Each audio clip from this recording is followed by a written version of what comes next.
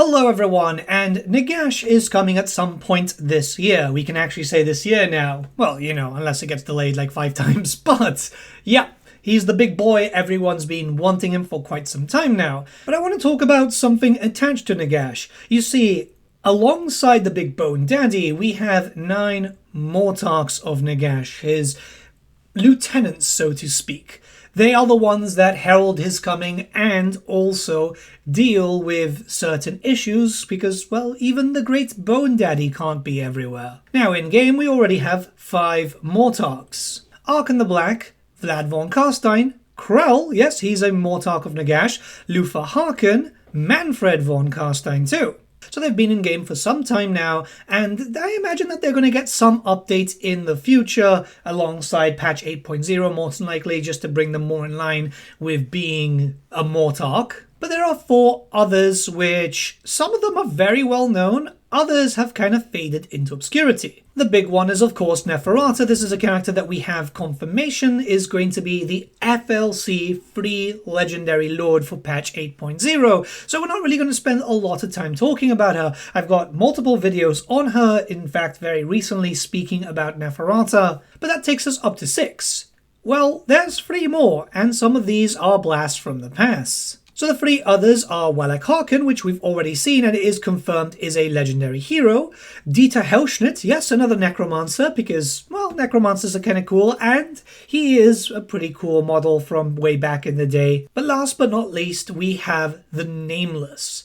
Or really, better yet said, Constant Drachenfels. The only problem is that Games Workshop can't really call him that anymore due to legal issues. Yes, sometimes Games Workshop do lose legal stuff. Now, these are big characters for a number of reasons, and what I want to do in this video is talk about the 3 remaining ones. Again, I don't feel like there's much need to talk about Neferata again. So let's begin with Dietor Hellschnitt, a really cool character. I've got this model somewhere. It's pretty old, as you can imagine. Yeah, the old school manticores.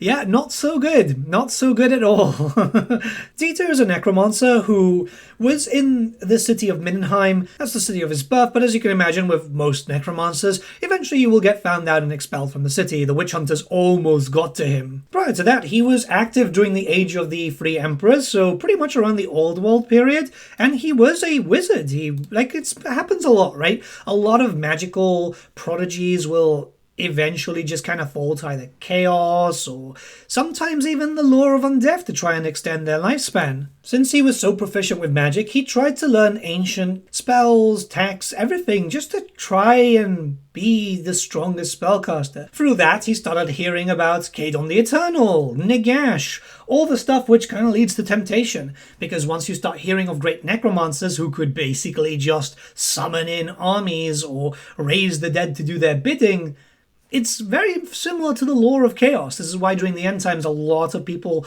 started falling towards like chaos or vampirism in general. Undeath was way too tempting. Well, barring the fear of, oh my god, one of them are going to win, so I might as well join the winning side type of thing. It happens a lot during the end times. It's a very ridiculous series. But because of his interest, he did end up traveling, going as far as the Border Princes and even Nagash's Czar. And this is where he took up the mantle of Doomlord, a title which just kind of popped up. There's not a lot of detail regarding that, as far as I'm aware. He was still active within Mindenheim too, but as you can imagine, eventually you get discovered, and yeah, you know, the witch hunters kind of found out.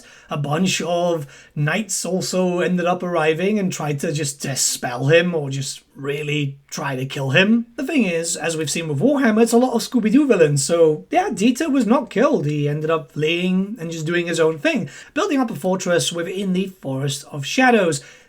Basically, never really going away. He's been there for a number of years, he's extended his life a lot, and he's been building up a lot of forces, whilst also harassing the Elector Count of Nordland, also a little bit of Kislev. As you can imagine, it didn't really work out, as, yeah, eventually a combined force of Nordlanders, Midlanders, and Kislevites took him out.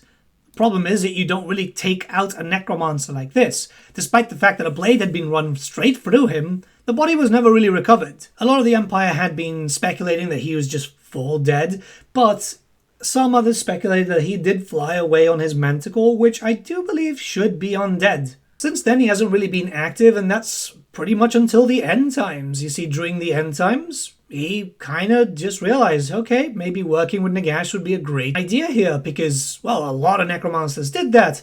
And he mostly led into the attacks of Neferata, pushing into dealing with all the kings that would not bend the knee, and, of course, going into the underworld itself of Usurian, as Nagash originally had this thing about wanting to eat all the gods of death. Eventually it was just eating all the gods in general, but he wanted to boost his own powers up.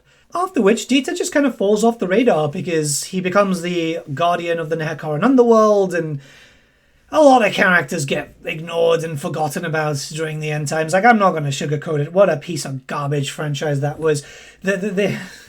Everything about the end times is just awful, barring like 2 or 3 chapters or the Glotkin novella. That's literally it. They forget so many things. They even forgot about Skarsnik, who were outright admitting it during during the Ask Me Anythings that they used to do. But yeah, he's a pretty cool character. It's nice to see these characters come back. War gear wise, I mean, he's got the Flaming Staff of Death, Staff of Flaming Death, which is basically just like a fire staff, and a Chaos Rune Sword. Maybe gets a name or something for this, just to kind of give him something a little bit there. It's not the most amazing character, but I've always loved the idea of like manticores and stuff, and you know, we've had manticores for a while, so it'd be nice to see this kind of updated. I think that one of the best things about Total War Warhammer so far for me, from a tabletop point of view, is we're seeing really old school minis updated to a more modern standard, which is lovely. But yeah, I mean, we pretty much know that this is going to be a legendary hero, same as the other 2, as Neferata is a lord, but Dieter is a fun character. It's nice to see him back. I always love like the little throwbacks. So we're going to move on to the others because we have a lot more to talk about, I think. Walach we have a screenshot for because they showed him off in the trailer, and it's really nice to see Walach. So he is another Harkon, right? He's known as the Darkstar, the Hated. Basically, there's a lot of titles that you can call him. Some people just call him a prick. But when it comes to Walach, I think a lot of people like him because he is the Grand Master of the Order of the Blood Dragons, right? This Knightly Order was actually a thing prior to the vampires. They had protected the area. There's a lot of Knightly Orders, believe me, a lot. And the idea here was, yeah, you know, they were generally good guys. Until Walach shows up. Walach challenged them one by one, killing most of them but sparing the ones that put up a good fight, converting those to vampirism, and then this is pretty much where we see the fall of the Order of the Blood Dragon, and it's more kind of known more as the Ordo Draconis, or just generally the Blood Dragons. People see this as like the real birth of that bloodline, rather than Abarash himself, who, while had converted a few people, didn't really push to create something very large. Keep in mind that Abarash himself was more noble and honourable, and still saw vampirism more as a curse than anything else. That's not to say that the Blood Dragons aren't honourable, it's just Abarash being much more so. So the Bloodkeep kind of fell, right? They still kind of had the same ideals as a normal knightly order, Harkon instead being some sort of Grand Master, but it didn't take too long for the Empire to go, yeah, something's going on there. And a grand army was sent up to basically destroy the Bloodkeep because there was way too many problems appearing, and they'd already dealt with one vampire, they didn't want to deal with another. Now, Walach doesn't die here. Most of the Order actually ended up fleeing and just pushing their ideals into other locations. This is where we started seeing more and more blood dragons appear. We did see him pop up once again during the Second Vampire Wars, however, because Conrad von Carstein had taken over, you know, the real mad dog of Sylvania. The blood dragons kind of saw a little bit of interest there, going, oh, well, you know, he's a bit insane, but he's going to get us into a lot of really fun fights, because that's what the blood dragons like to do. So Walach and his blood dragons joined in on the fighting, getting loads of victories. Hell, I think he even killed off a dwarf king and just basically ate his blood, which, I mean, that's what vampires do. Ultimately, they were scattered though, because Conrad was just, yeah, too insane. They lost by a pretty big fight there. There was like a combined forces of dwarves and empire, and there's only so much that the vampires can really hold out before Conrad just starts killing his own men. And yeah, it's such a weird thing. I love Conrad so much. I really hope that we get him as a legendary hero at some point. And he kind of just disappears for a few hundred years. We've seen a banner for the Blood Dragons and Lord Harkon mentions for the Old World, but nothing really too concrete. That's something I imagine we'll start getting later down the line, which the new keep is closer to Sufbar, which is kind of ironic considering he killed one of the kings of Sufbar at that point. Hopefully we'll find out more about that soon, but yeah, it's not been that great with, like, what's a legacy faction. I mean, the vampire rules aren't too bad, but yeah, you know, it would be nice to see something happen. A few years later, he did actually reclaim the Blood Keep and started building up there again.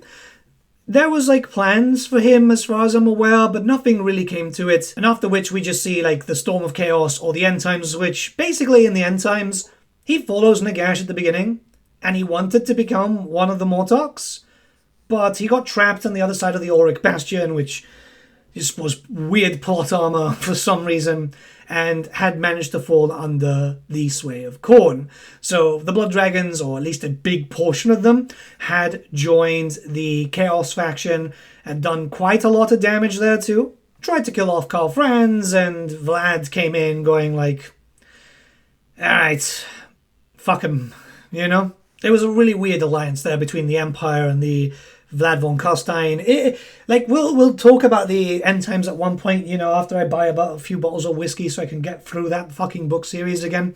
But, yeah, he had taken control of the Skeletal Dragon, it killed Harkon, and that was it. Again, silly law. But, yeah, Harkon's cool. I think a lot of people are going to like him. He had a lot more to do during all the stuff in the in the Storm of Chaos, which is ultimately like the better ending for Warhammer Fantasy, I'd say.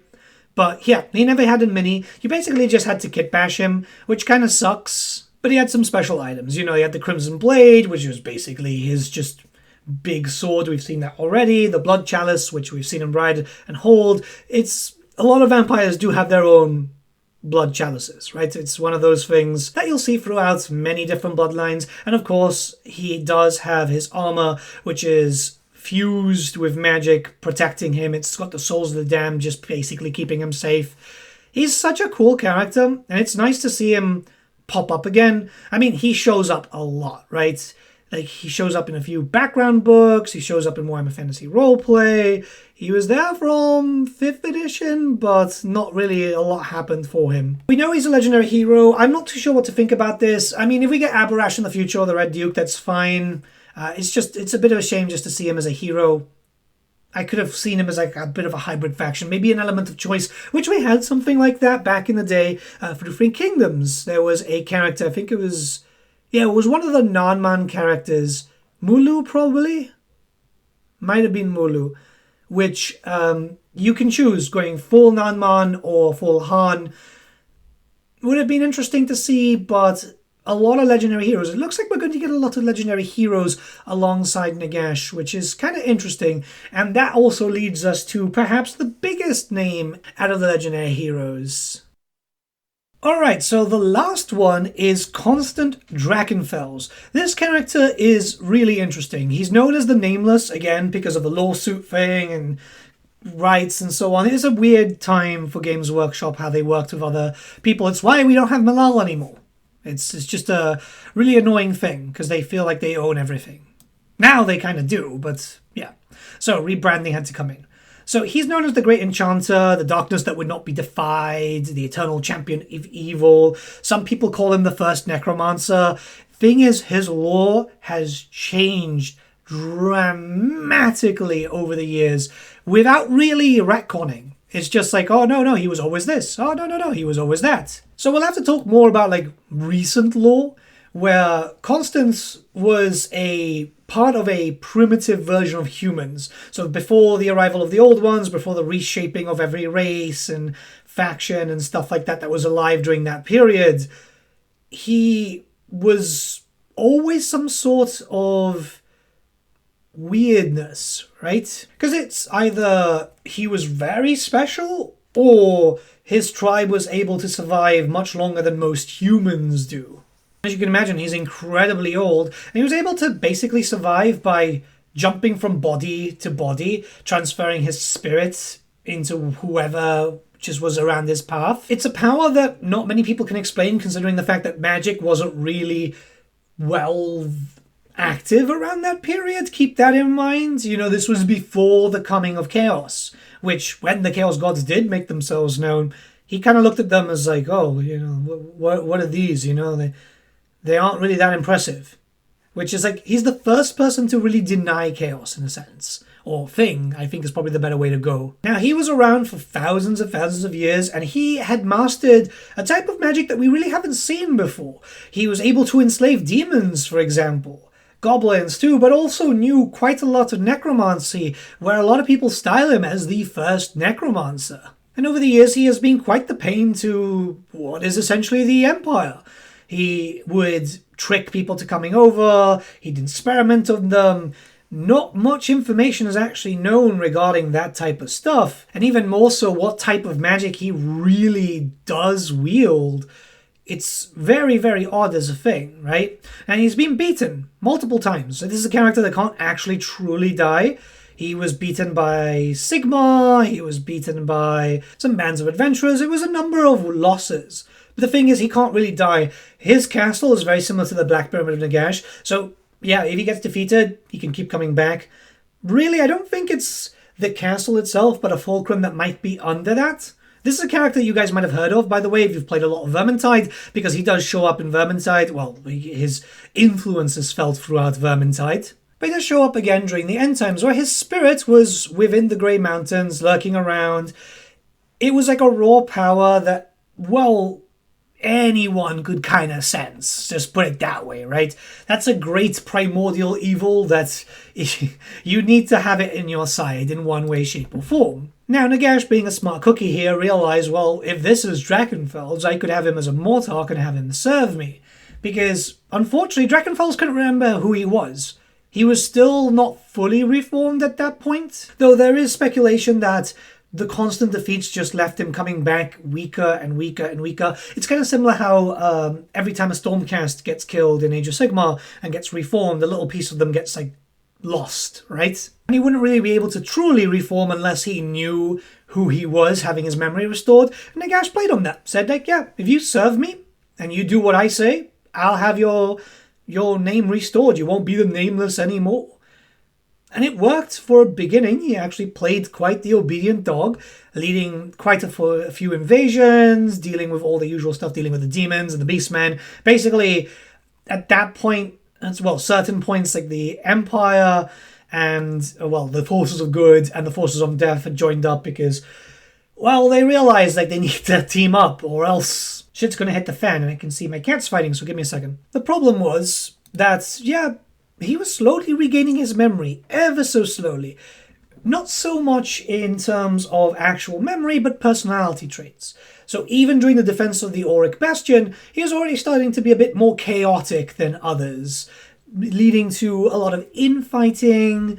I mean, this is a character that you really can't trust, and it's actually wild that Nagash thought that he could control him, but Nagash has the ego the size of a fucking Tau Manta. It's important to note here that by this point, he had possessed the body of Luthor Huss, which is really sad. I actually recently found my Huss model. He is in Finecast, which I want to paint, but it's Finecast, right? But that's the only way that he was being represented throughout this campaign during the End Times. But yeah, let's continue. So, yeah, you think that this is going to be working out okay. He's getting his memories back slowly by slowly. What's going to happen next? Well, as most of the Mortarchs kind of went by, he betrays Nagash and joins Chaos. He joins Chaos. It's a silly thing, but I guess it makes sense. It's really funny. It's kind of like going full circle, because when the Chaos Gods did appear, like, he thought that they were weak. To be fair, this is kind of Vlad's fault, because Vlad always kind of knew what the Nameless was and kind of taunted him about it. It was kind of like schoolyard bullying, which is kind of out of question for Vlad. But I mean, it makes sense. He didn't want Drachenfels to be Drachenfels again, because that would have been another big problem they would have had to deal with. He turned on Vlad to kind of kill him, maybe possess his body, but by that point, Luthor Huss, which still was alive and well, not well, but he was alive and tortured within his own body, managed to break free and defeat the possession. It's kind of like how Be'lakor dealt with, with Volkmar dealt with Be'lakor back in the Storm of Chaos. It's kind of like a little bit of a throwback to that. And like the cleansing power of faith, just, destroy Drachenfels for good. Which I do think he was hinted at to be alive in Age of Sigmar, so not really for good, but yeah, there you go.